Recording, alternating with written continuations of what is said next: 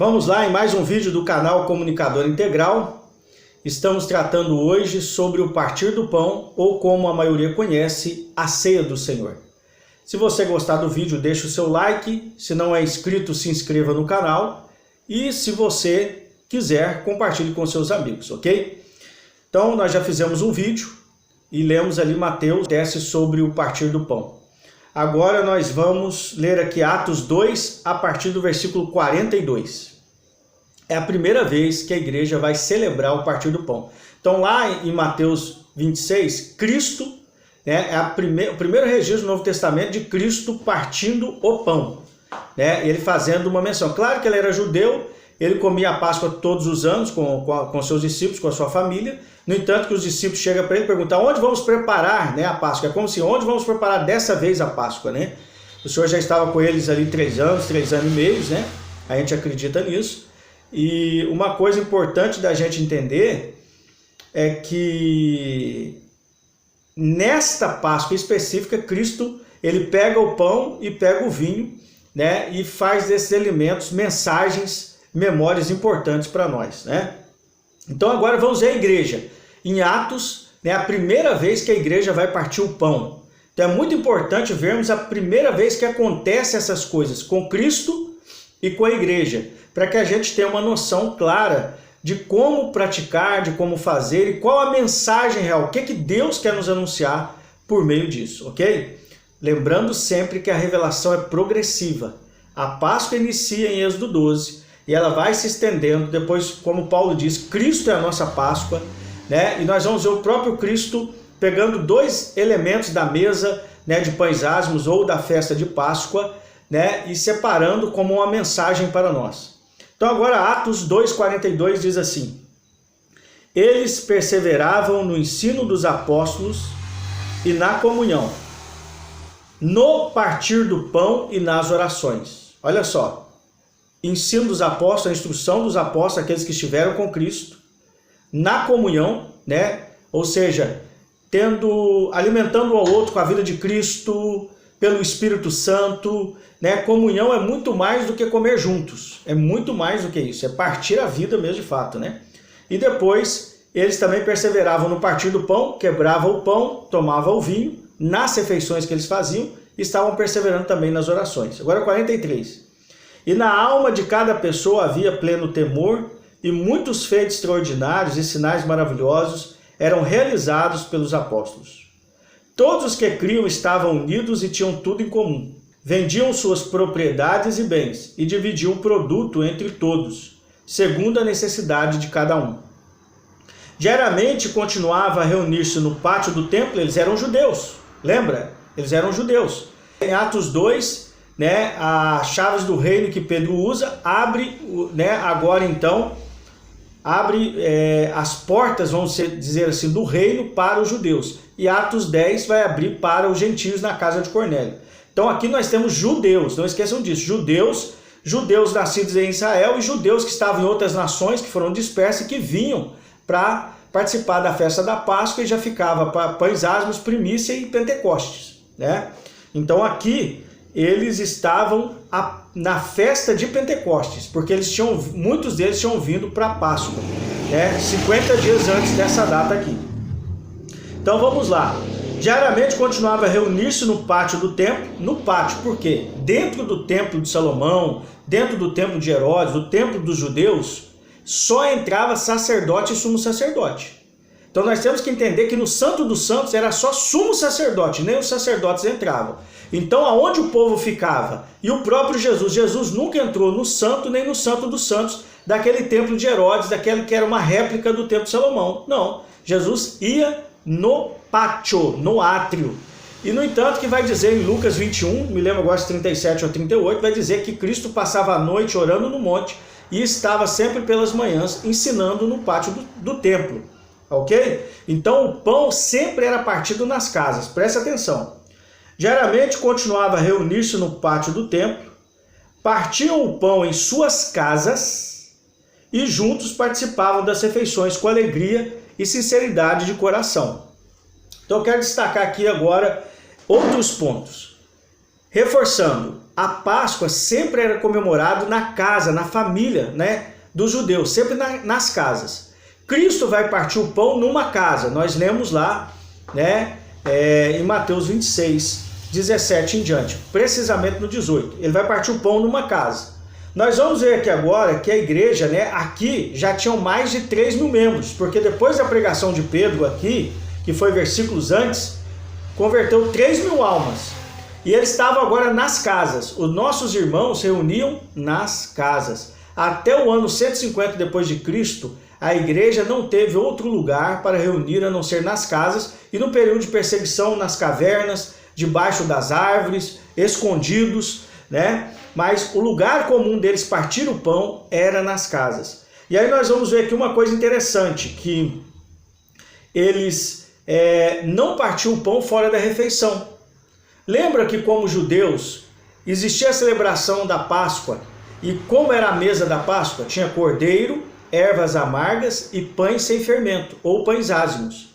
Tinha também, com certeza, na mesa do judeu, vinho e tinha também uvas. Era uma coisa comum na refeição dos judeus.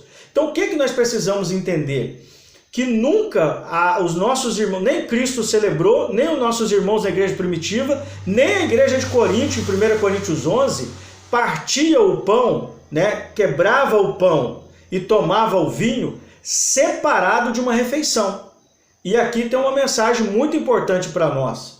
Primeiro, casa, família, pessoas que estão aliançadas e partindo a vida umas com as outras, tá ok? E segundo lugar, era numa refeição. Porque, queridos, Jesus nunca quis fazer do partir do pão, da ceia, um ritual. Ele nunca quis fazer isso. Ele pega o pão, ele pega o vinho para servir de memória, memorial, lembrança, para nos dar uma mensagem. Número 1, eu falei no vídeo anterior, você ouve lá. O corpo de Cristo foi moído, partido, e o vinho é a uva pisada. O trigo é moído e depois amassado com água e vira pão. Foi assim a vida de Jesus encarnada por nós, né? E depois nós vamos ver o que acontece com a uva. A uva é pisada no lagar. Cristo também foi pisado. Pelas suas pisaduras nós somos sarados. Pelos seus ferimentos nós somos sarados. Então, ou seja, nós temos que entender que tanto o pão quanto o vinho são derivados de um processo difícil de ser triturado e a uva amassada, pisada. Então, queridos, nós temos que entender que também o partir do pão deve voltar para essa realidade, né? Que nós, a nossa família, possamos fazer isso e convidar outros irmãos que reúnem conosco, nós temos aliança, que nós partimos a vida para fazer isso. E aqui agora eu quero que vocês entendam uma coisa. Qual é a maior mensagem, né, do partir do pão? O corpo do Senhor virou alimento, a vida dele na terra virou alimento, sem dúvida, a revelação do Deus, né, que se tornou homem, que se encarnou, se tornou alimento para nós, nos mostrou como devemos viver. O sangue de Jesus é o novo e vivo caminho aberto, é o sangue que nos purifica de todo pecado, é o sangue que tem poder para nos lavar, nos purificar e nos perdoar, sem dúvida. Mas agora nós precisamos entender que há uma mensagem prática para a nossa vida. Qual que é essa mensagem? Nós, como filhos de Deus, temos também que ser triturados, moídos. Nós também somos chamados nas escrituras de trigo, grão de trigo, a semente que cai na terra. Porque assim como Cristo é uma semente de trigo que caiu na terra e não ficou só, morreu e deu muito fruto, nós também somos uma semente de trigo que estamos caindo na terra para morrer e dar muito fruto. Então nós temos que entender, conforme Romanos 8, 29, que nós estamos sendo conformados à imagem de Cristo. Nós estamos sendo conformados à sua morte. O que quer dizer isso? As adversidades da vida, as tribulações, tudo que nós passamos é para nos triturar mesmo, para que a gente viva uma vida no Espírito, a palha saia e a gente vire alimento, a gente vire pão. Porque lembra que Jesus, após ressuscitar, ele chega no lugar que os discípulos estavam, ele sopra sobre os discípulos e diz assim: assim como o Pai me enviou, eu envio a vós. Queridos, nós fomos enviados. O pão não está mais aqui. O pão que desceu do céu, ele subiu de novo. Mas ele nos tornou o pão. 1 Coríntios 10, Paulo vai dizer que o corpo de Cristo, que é a igreja, nós somos o pão para o mundo. Porque nós agora portamos Cristo, devemos portar a vida de Cristo, né? E aí o que eu quero que você entenda? Então nós estamos sendo triturados pelas situações da vida, pelas frustrações, pelas tribulações, pelas nossas fraquezas, e então estamos nos tornando alimento. E o Espírito Santo também na Bíblia não é representado pela água viva, João 7,38. Então a farinha, né, a nossa vida triturada, e então colocada a água e amassada vira alimento para a vida das pessoas. Ou seja, ao sermos triturados pela ação de Deus, vindo o Espírito Santo sobre nós, né? O Espírito estando em nós, passando pelas situações, rendido à ação do Espírito Santo, a nossa vida se torna um testemunho, um alimento, um pão. Porque lembra que os pães estavam na mesa da proposição, dentro do tabernáculo e depois dentro do templo? O pão da presença, nós devemos ser esses pães da presença, assim como Jesus, que desceu do céu e voltou para o céu, era o pão da presença. Então, queridos, nossa vida está sendo triturada, nós estamos tornando alimento para muitas pessoas, nós estamos tornando alimento para o nosso vizinho da direita e da esquerda, para os irmãos que nós reunimos, para a cidade onde nós moramos, porque Deus ama as pessoas, Deus ama os habitantes da cidade onde nós moramos. Ele então tem nos feito pão, um alimento. E aí agora eu quero falar outra coisa para você, baseado em João 13,35, Jesus disse assim: e nisto conhecerão que sois meus discípulos, se amardes uns aos outros como eu vos amei. Como o Senhor nos amou? Entregando totalmente à vontade do Pai, sendo triturado, indo para a cruz, sendo partido. Queridos, a partir do momento que eu sirvo os meus irmãos, que eu parto a minha vida em oração pelos meus irmãos, que eu sirvo meus irmãos com meus bens, com a minha casa, com o meu carro, quando eu parto a minha vida, né, o que eu tenho na minha despensa, no meu armário, principalmente nesses dias, né, dias delicados, o que vai acontecer? Esse é o verdadeiro partir do pão. Ou o partir do pão e o beber o vinho é para nós lembrarmos como o Senhor fez pelos discípulos. Eles, amando os discípulos e amando a nós, ele foi triturado, se torna pão, é quebrado na cruz para se tornar alimento. Então, queridos, o partir do pão deve ser realizado com pessoas que estão dispostas a partir a vida uma pela outra. Pessoas que estão dispostas a repartir os bens, os valores que têm, a casa, a vida, o conselho, a palavra, o alimento que tem de Deus. Queridos, o partir do pão é mais profundo que a gente pensa. A gente sempre pensa no partir do pão de modo vertical, mas ele tem uma mensagem horizontal. Lembrando que a cruz é um sinal de mais. A cruz é um sinal de adição, mais revelação. A revelação fala de Cristo e fala do corpo de Cristo que somos nós. Então nós temos que entender que assim como o pão foi partido, assim como Cristo partiu pelos seus discípulos, pelos seus filhos, que a palavra discípulo no hebraico é filhos, nós também devemos partir a vida pela nossa esposa, pelos nossos filhos e pelos nossos domésticos da fé. E outra coisa, queridos, a uva foi pisada. Quantas das vezes nós somos decepcionados, frustrados nos relacionamentos? Quantas das vezes nós decepcionamos uns aos outros? E peço perdão a você. De repente você que está assistindo esse vídeo, eu já te decepcionei, eu já te magoei, eu já te frustrei, ou não atendi a expectativa que você esperava com a minha vida, porque eu sou falho, sou o principal pecador e o filho amado de Deus. Então talvez eu já possa ter te magoado, te ferido, te entristecido, e eu quero te pedir perdão agora, de coração. Me perdoe, por favor. Queridos, assim como o sangue de Jesus saiu a partir do momento que ele foi pisado, o vinho, assim também tem que ser nós. Muitas das vezes nos relacionamentos nós somos pisados e daí vai sair o vinho, a obra do Espírito Santo, que é exatamente o seu fruto, a alegria em amor, vai sair a paz em amor, a paciência em amor, a benignidade em amor, a bondade em amor, vai sair a fidelidade em amor, a mansidão em amor, vai sair, desse cacho de uva o domínio próprio em amor. Porque o fruto do Espírito é o amor, é um cacho de uva, mas tem 8 uvas, ou o amor, aberto em 8 uvinhas que formam esse cacho. Então nós temos que entender que quando somos pisados, frustrados, quando acontecem as situações nos relacionamentos, é para que a gente produza esse vinho do Espírito, esse vinho novo do Espírito.